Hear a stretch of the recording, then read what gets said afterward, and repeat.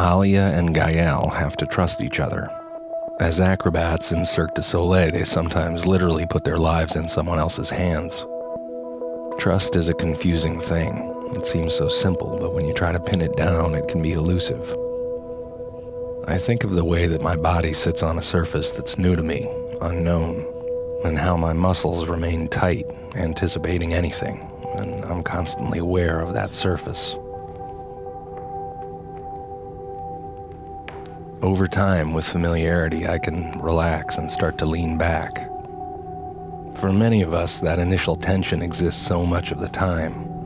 We expend so much energy watching and calculating, trying to predict, reading signals in people, ready for anything to change suddenly, preparing to be disappointed.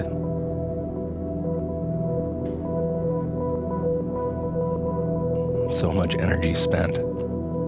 We talk about trust as something you build, as if it's a structure or a thing, but in that building there seems to be something about letting go. What it affords us is a luxury. It allows us to stop thinking, to stop worrying that someone won't catch us if we fall, to stop constantly scanning for inconsistencies, to stop wondering how other people act when they're not in our presence.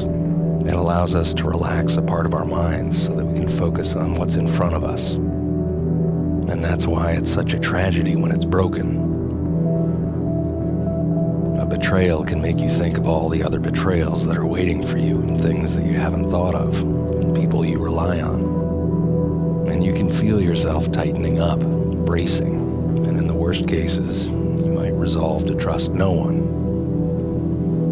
But that doesn't really work. Trust is your relationship to the unknown, what you can't control. Can't control everything. And it's not all or none. It's a slow and steady practice of learning about the capacity of the world. And it's worth it to keep trying. And it's not easy. Alia says that trust is like a fork, not one way, but many ways. Physical, emotional, and maybe something else.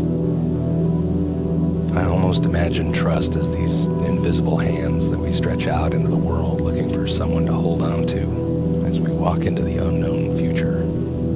Alia and Gael began practicing together as friends, and now they are a couple. It took time. So who do you trust? And how can you grow it?